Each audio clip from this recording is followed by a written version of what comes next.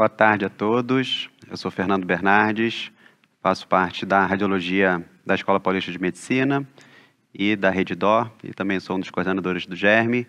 É um prazer ter aqui dois convidados que são grandes amigos aí de longa data. Passo a palavra aqui para o Felipe se apresentar. Bom, boa tarde. Meu nome é Felipe, eu trabalhei muito tempo aqui no Brasil, sou formado na USP, fiz residência no INRAD, depois eu fiz uma parte da minha formação lá nos Estados Unidos e voltei para o Brasil, trabalhei novamente aqui no Brasil e há 5 anos eu estou trabalhando como radiologista lá em Miami, no estado de Miami, né? Hoje eu faço parte de radiologia intervencionista e músculo-elétrico, então sou assistant professor da Universidade de Miami e do Jackson Memorial Hospital, né? Que são um complexo hospitalar que envolve afiliado à Universidade de Miami, né?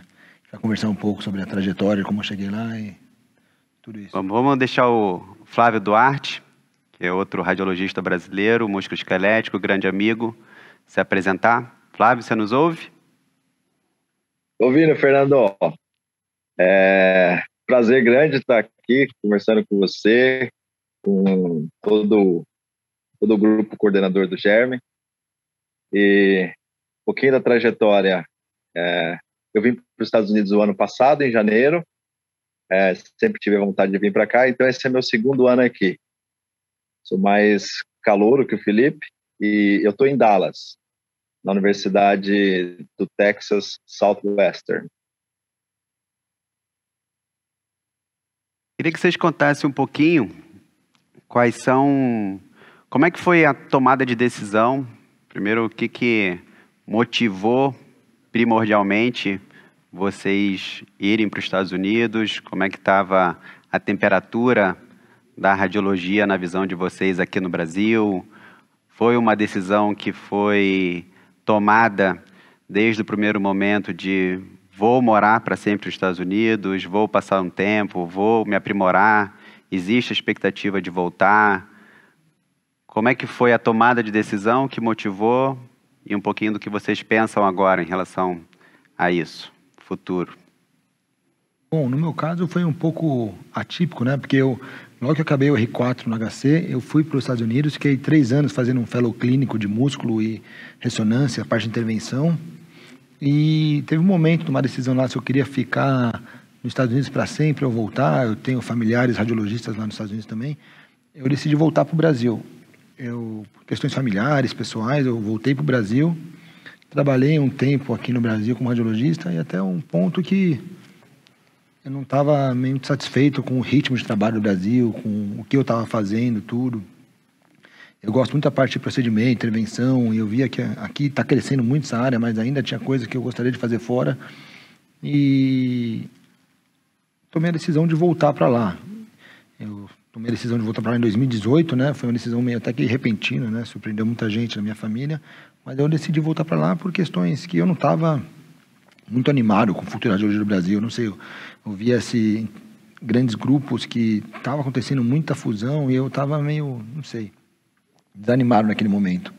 Talvez muitas questões pessoais envolvidas também, mas eu decidi ir para lá, né? E quando a gente vai para lá, sempre eu falo para as pessoas que, dependendo da fase da carreira que você está, é um passo para trás, com certeza um passo para trás, que provavelmente, salvo várias exceções, agora esse momento para ir para os Estados Unidos está muito favorável para quem está aqui no Brasil, mas no meu momento que eu fui há quase 5 anos, eu tive que fazer novamente um fellow por questões burocráticas lá, eles não aceitaram meus anos de treinamento nos Estados Unidos, então eu acabei fazendo mais um ano de fellow em músculo esquelético, fiz mais um ano de fellow em radiologia intervencionista para depois começar a trabalhar. Então você dá um passo para trás, então é uma decisão que tem que estar madura na tua cabeça, porque não é fácil.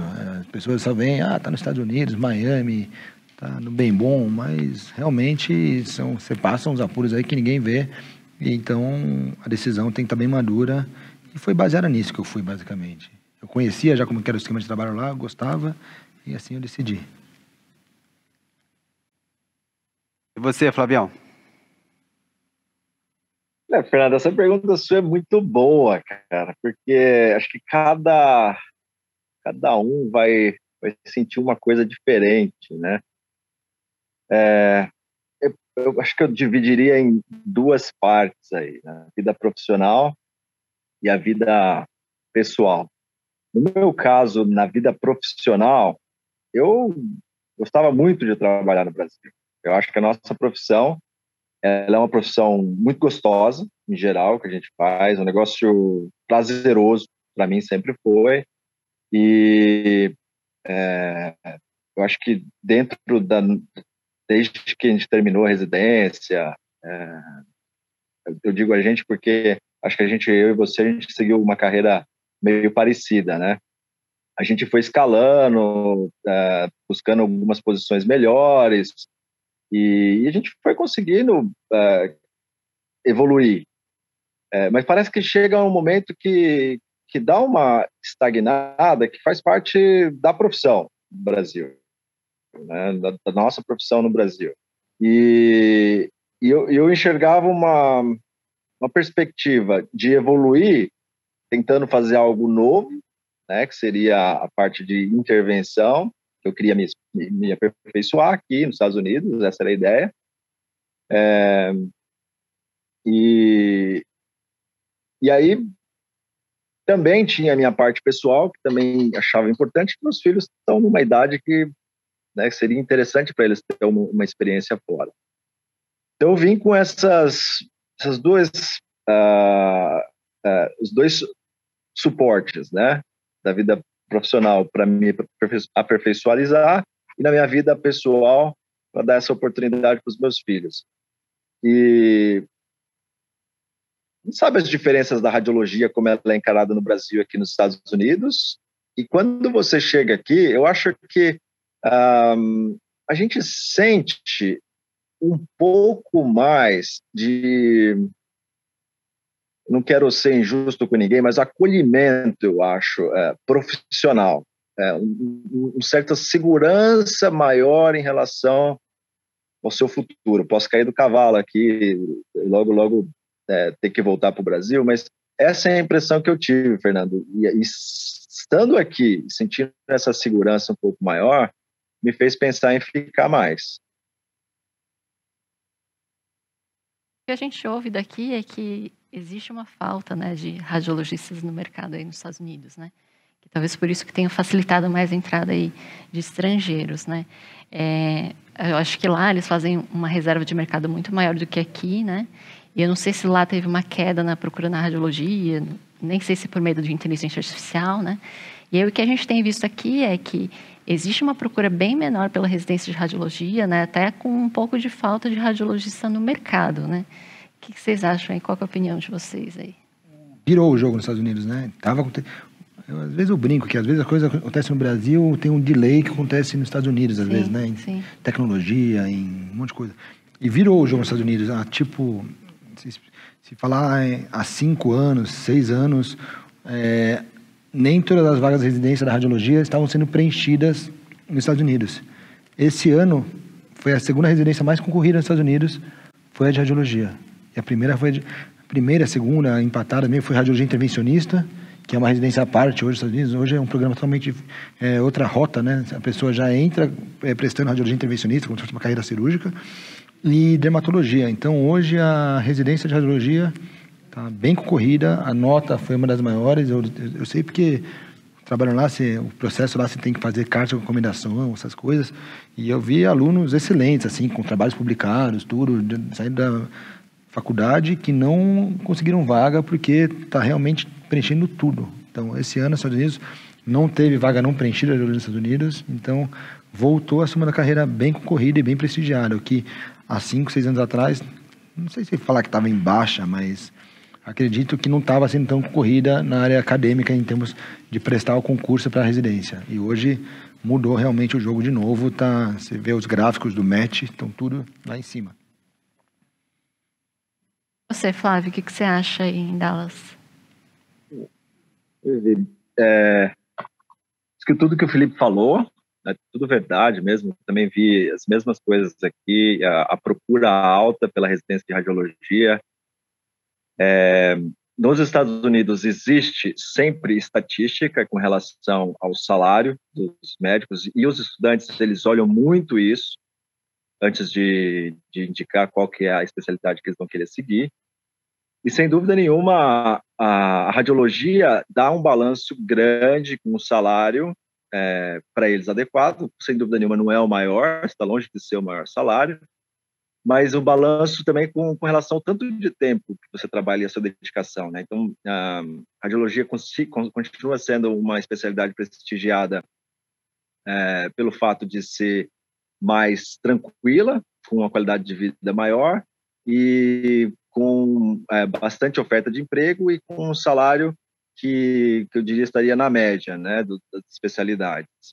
E isso é muito atrativo para quem está prestando prova, né? Os Estados Unidos está aumentando muito o número de pessoas e a mentalidade de que a qualidade de vida é importante, é mais importante até que o salário, né? E isso a gente vê em conversas assim constantemente. Então, como a demanda está alta, muitas vezes para você atrair novos radiologistas, você tem que trabalhar com esse aspecto da qualidade de vida que esse radiologista vai ter e muito mais do que com o salário. Então, o salário vai ter uma variação, mas essa variação não é tão grande. E o que eles usam como isca, muitas vezes, olha, você vai trabalhar uma semana, vai folgar uma semana, quais são os seus dias de plantão, mas menos plantão. Alguns lugares eu já vi oferecendo uma semana de trabalho e 2 semanas de folga. Então, eles estão tentando trazer mais os radiologistas que estão se formando, os novos, para os serviços deles, por meio dessas ofertas. E a ideia da inteligência artificial, que seria um problema para esses próximos anos, na verdade, quando você conversa com pessoas que trabalham com isso, mudou a perspectiva, né? Então, a perspectiva é que a inteligência artificial vai demorar muito tempo para conseguir fazer o nosso trabalho. O nosso trabalho é um trabalho complexo. Então, quando você tentar ensinar o computador como fazer isso vai, pelo que eles que são especialistas dizem, demorar muitos anos ainda. Então, com toda essa segurança já de ter pouca ajuda da inteligência artificial, salário e qualidade de vida, acho que a radiologia está com uma demanda grande aqui. E eu acho que, assim, deve acontecer a mesma coisa no Brasil, né? Eu acho que não tem por que o mercado aqui nos Estados Unidos ser um mercado com essa demanda e no Brasil ser diferente. Eu não vejo por que seria diferente no Brasil. Eu acho que concordo 100%. E, na verdade, é o momento que a gente está vivendo no Brasil também. Aqui no Brasil, a radiologia está numa fase muito aquecida. Então, a gente que acaba convivendo com vários grupos de amigos que provenientes aí da faculdade, que trabalham em serviços diferentes, e é uma demanda comum da necessidade maior de radiologistas que a gente está conseguindo absorver do mercado, das universidades.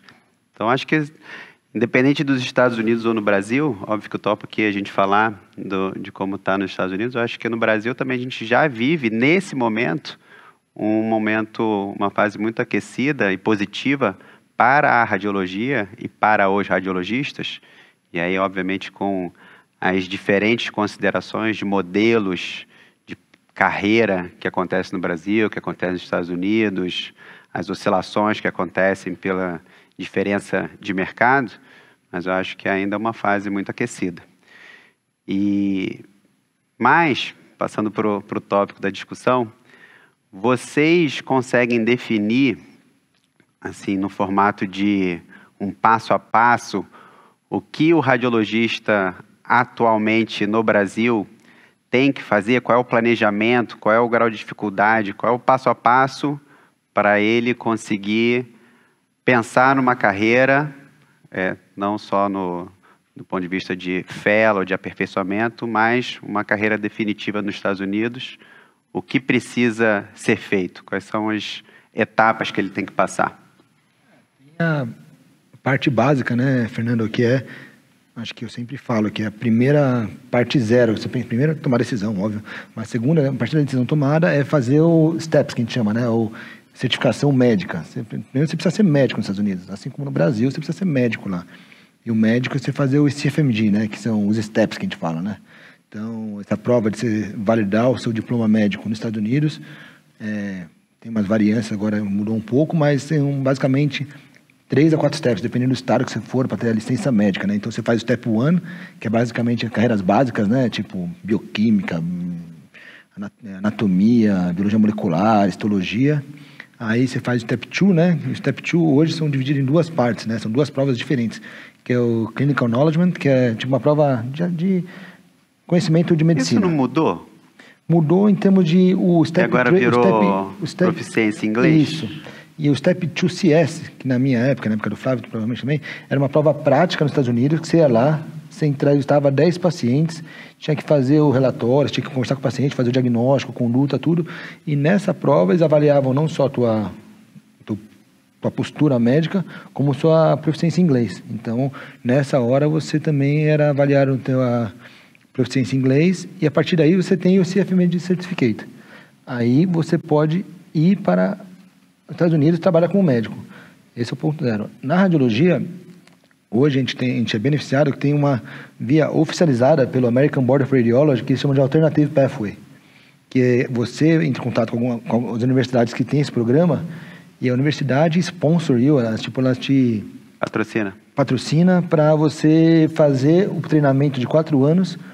Ela dá uma carta para o American Board of Radiology, assim, ó, o Fernando está vindo aqui, eu vou dar 4 anos de treinamento para ele, aqui, vou sponsor por 4 anos, e esses 4 anos vinculados a esse serviço, pode ser como 1 ano no máximo de Research Fellow, ou 4 anos de Fellowship Clinic, ou você pode trabalhar 4 anos de Faculty, depende do estado que você está, depende da licença médica que você está, depende da oportunidade que a universidade vai te dar. Mas a universidade vai te dar esse sponsor no começo. Por quê? Porque estava acontecendo muito antes. O cara ia, a universidade falava que dava. Aí depois de 1 ano, putz, não tenho. Aí o cara fazia todo o planejamento, mas a universidade deixava o cara na mão. Então o ABR fez isso para proteger os imigrantes, historicamente, os foreign students, de ir lá e ficar meio na mão da universidade. A universidade dá para trás e não deixar ele continuar a formação e meio que explorar, obrigar ele a fazer alguma coisa ou outra. Então, hoje você chega com uma carta da universidade no ano 0, fala assim, ó, esse aluno, esse estrangeiro vai ficar 4 anos comigo, tá sponsor, e no 3º ano desse sponsor, você faz a prova da ABR, né? Você faz o título, board de radiologia, isso. Aí, a partir do momento que você acaba os 4 anos de vínculo à universidade, e você tem o board, aí você pode trabalhar onde você quiser, você pode continuar na universidade se quiser, mas aí você é um médico radiologista board certified, que você pode trabalhar em qualquer lugar dos Estados Unidos, de acordo com a sua licença médica. Então, esse é o projeto básico. Você faz o ECFMG, você entra em contato com alguma universidade, algum serviço que tenha o Alternative Pathway, normalmente, e nesse Alternative Pathway, ou algum grupo, ele vai te sponsor por 4 anos. Você vai ficar vinculado a esse serviço 4 anos, vai fazer a prova do board, passando a prova do board, você está... E que outras qualidades, assim, além de laudar bem, né? Que precisa ter o radiologista do que é valorizado lá, né? Pesquisa é valorizada, chegar sabendo fazer intervenção é valorizado também para quem está fazendo os fellows? Antes de responder a sua pergunta, Vivi, o pessoal que está assistindo, que tem interesse, né? Comparado com os anos anteriores, ficou mais fácil todo esse processo que o Felipe explicou. Então, o que facilitou foi que o Step 1, em geral, é um step que não é mais graduado como nota, ou você passa ou você falha, né? E isso diminuiu muito a quantidade que as pessoas normalmente estudam para o Step 1, e como o Step 1, passar ou falhar, também é dependente da curva de Gauss, então acho que facilitou, inclusive, na nota geral, a maior probabilidade de você passar. E eu acho que era o step mais chato, mais complicado, porque normalmente as pessoas estão há longo tempo distante daquelas matérias que o Felipe citou. E o step 2CS, que o Felipe estava explicando, ele também não está sendo mais exigido depois do Covid. Eles pararam de fazer aqueles exames que eram entrevistas dos pacientes, e as pessoas estão conseguindo o certificado baseado em provas de proficiência em inglês. Acho que o Fernando até começou a citar aí. E então, menos estudo para o Step 1 e o Step 2 CS, que na minha opinião era um passo chato, foi retirado. E aí você consegue o IACFMD Certificate, como o Felipe falou. E aí, assim, aproveitando para a pergunta da Vivi, se você quiser vir para os Estados Unidos, você vai estar em diferentes pontos da sua carreira, né? Você vai estar começando, depois da residência, você vai estar lá no meio da carreira.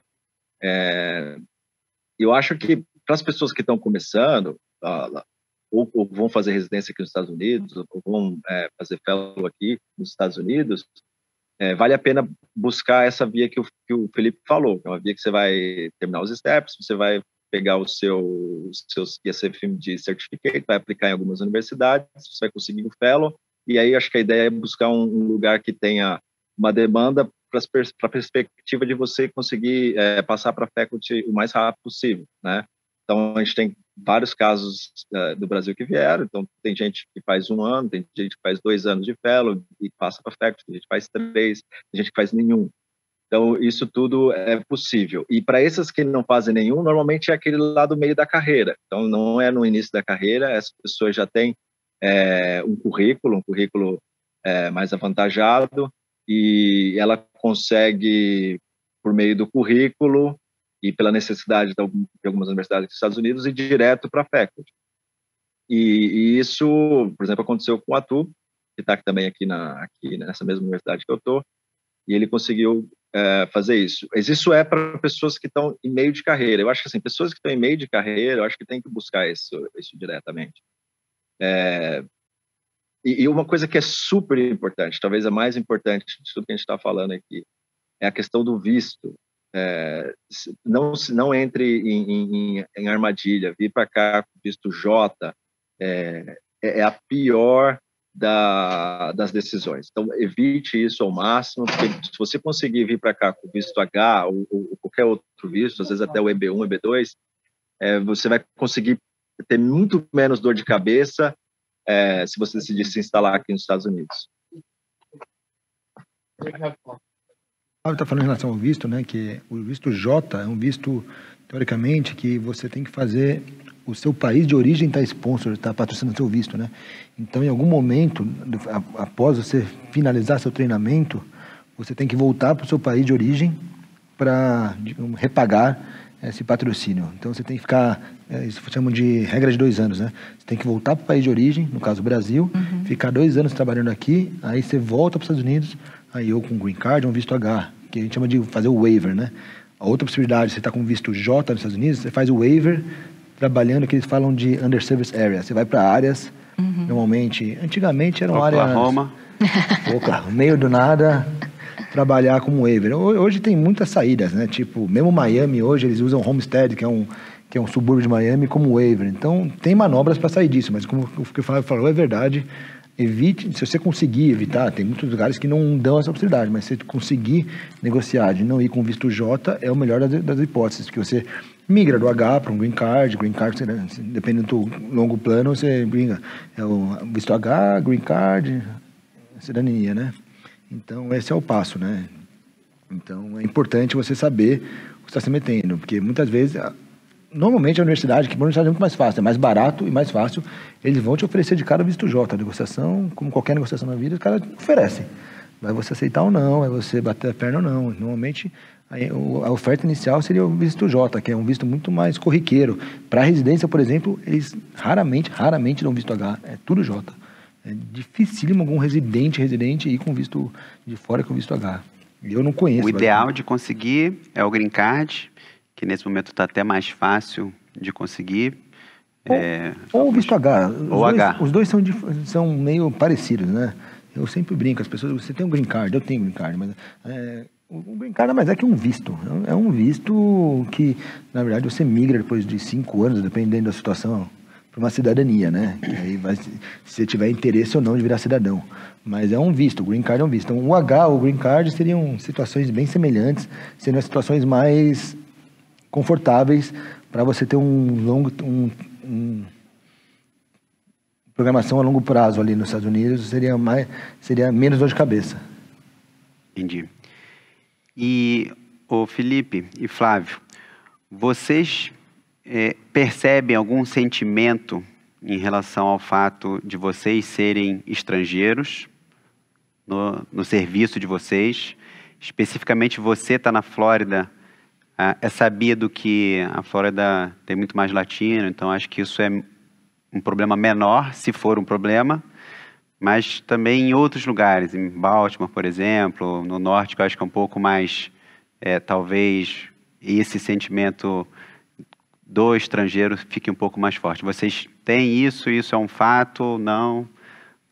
Morei em 2 cidades totalmente diferentes, Fernando. Eu morei em Boston e em Miami. Miami não é Estados Unidos, né? A gente brinca que Miami é tudo menos Estados Unidos. Miami, zero. Tipo, basicamente todo mundo é latino, você fala mais. Tipo, eu faço intervenção, eu tenho consultório, tudo. 80% dos pacientes falam espanhol, não falam inglês. E é impressionante. Você vê gente assim que está há 30 anos nos Estados Unidos, não fala uma palavra em inglês. Que em Miami é muito mais fácil você sobreviver falando espanhol que inglês. Então, se você souber fazer alguma língua, escolher uma, é mais melhor escolher espanhol em Miami. Mas em Boston também não, porque eu fiquei no hospital acadêmico, né, de Harvard, e tem muito estrangeiro, né? É diferente do Brasil, tem muito estrangeiro. Tipo, metade do staff ali é estrangeiro, médico, tudo. Então, principalmente se são acadêmicas, nessas grandes instituições, provavelmente na UT também tem muito estrangeiro, eles são mais abertos, né? Lógico, você pega um ou outro, aqueles mais rednecks, aqueles caras mais bruto, né? Aqueles caras mais caipirão, que eles têm olho mais torto, assim, mas eu nunca senti nenhum preconceito, eu nunca me senti de lado, alguma coisa, eu sempre me senti bem recebido, nunca me trataram diferente, nunca me senti que deram oportunidades menores para mim que para um americano, assim, pelo contrário, eles valorizam bastante até a gente, até de uma forma boa, às vezes, vem que brasileiro, dependendo do lugar que você está, tem uma histórico brasileiro, assim, putz, o pessoal do Brasil que vem é bom, você até tem um sentimento bom. Então, eu, pelo menos, tenho um sentimento muito bom em relação a isso. E você, Eduardo? Ih, tá sem som. Tá no mute, Flávio. Então, eu concordo com o Felipe. Fernando, acho que a sua pergunta também é muito boa, porque acho que todo mundo, eu tinha a mesma dúvida, né? Será que quando eu for para lá eu vou ter o tratamento parecido com o que eu tenho aqui no Brasil, né? O tipo de relacionamento no trabalho, facilidade de conversar, de brincar com os colegas. Cara, funciona muito bem aqui. Então, se sente bem acolhido.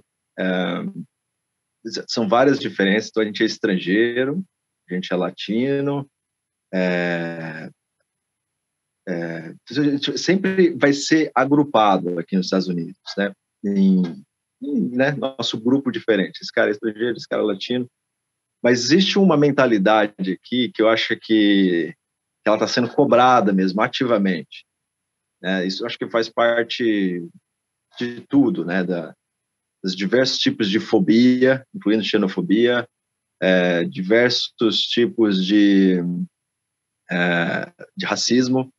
Então, como essa cobrança ela é ativa e forte, as pessoas estão convivendo com isso diariamente. Os problemas que os Estados Unidos vivem hoje na televisão, muitas vezes citando algo que é relacionado a isso, né? Um tipo de tratamento diferente.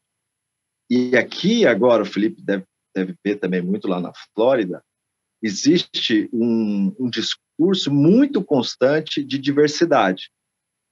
Muito constante. Então, qual que é a importância da diversidade, de inclusão, da equidade, das pessoas serem tratadas igualmente.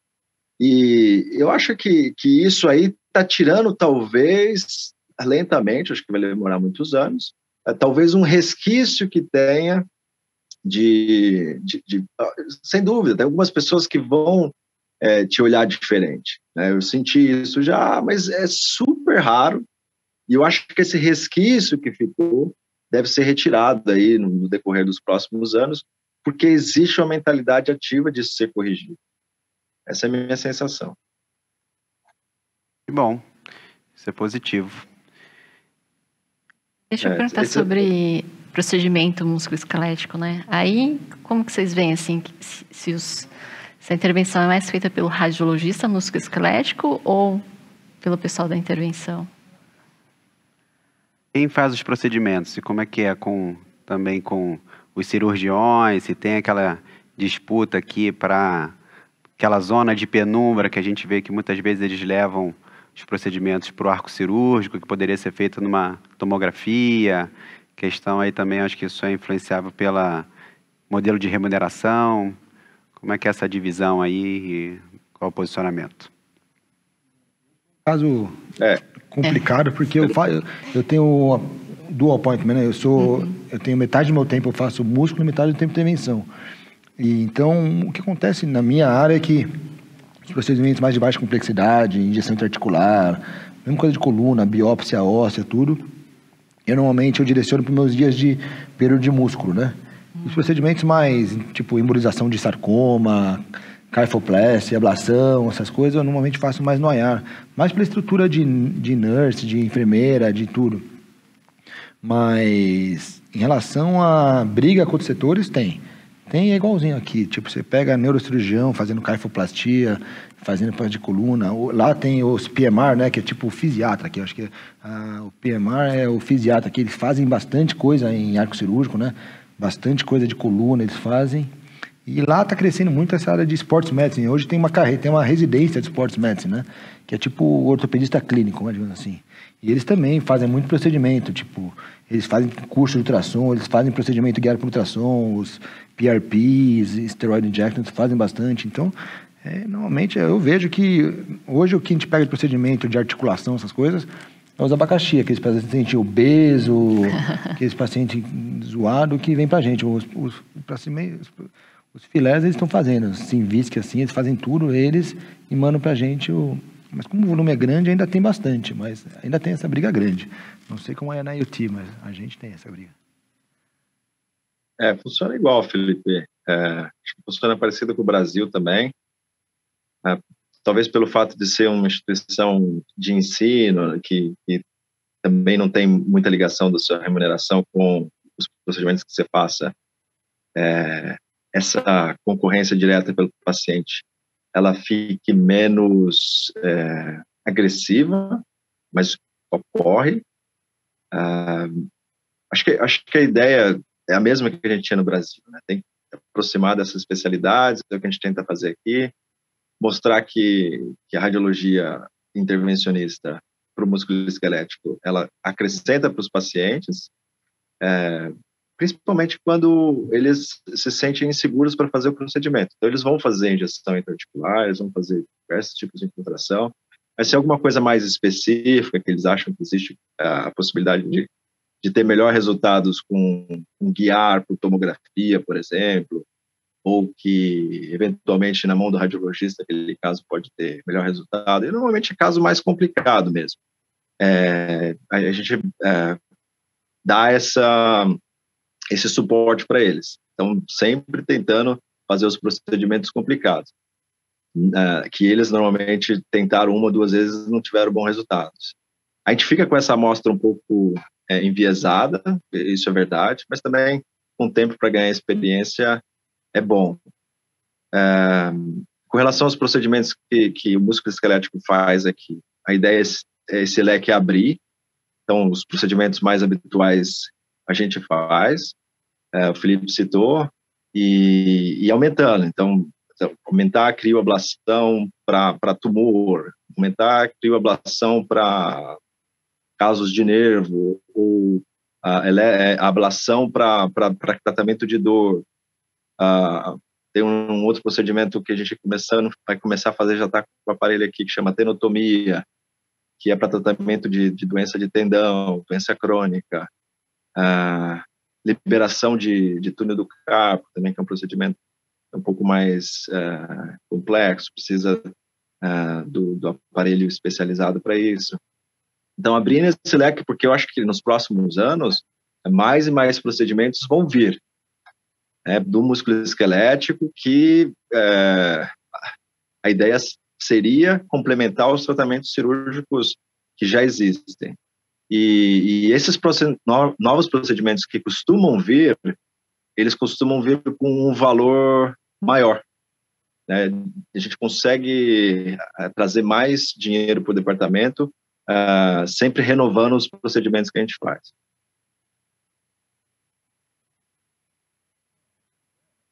Tem que como músico elétrico, lógico, tem o dia a dia de injeção articular, essas coisas todas, mesmo coluna, o dia a dia.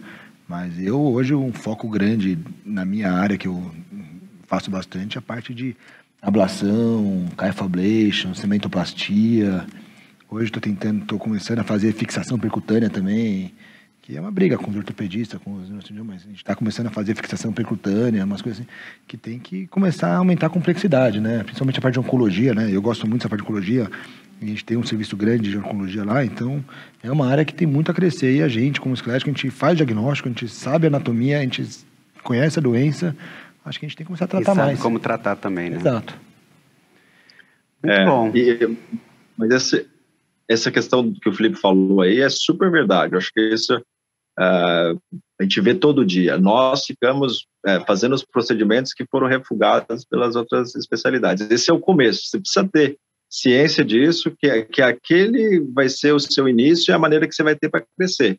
Radioterapia não vai querer aquele paciente, o pessoal da cirurgia negou, etc. Pô, precisa tratar aquela coluna. E aí acaba caindo na mão da radiologia. Bom que vai pegando cada vez mais experiência com caso complexo. Exato. Bom, pessoal, a gente podia ficar batendo papo aqui, falta uma cervejinha só. Várias horas, a gente tem que finalizar aqui pela questão do tempo. Flávio, saudade de você. Parece aqui no Brasil para visitar a gente. Obrigado pelo seu tempo, pela disponibilidade. Felipe também, super obrigado. Foi um prazer ter vocês aqui. Ainda bem que tem a JPR, né? Para pelo menos a cada ano a gente se rever e conversar. Obrigado pelo convite, Fernando. Obrigado, Vivi. Bom ver vocês aí. Obrigado, saudade também. Se cuida aí. Saudade de todo mundo aí. Se cuida, pessoal. Quando esfriar, vai para Miami. Tchau, tchau. Obrigado. Tchau, obrigada. Bom dia aí para vocês.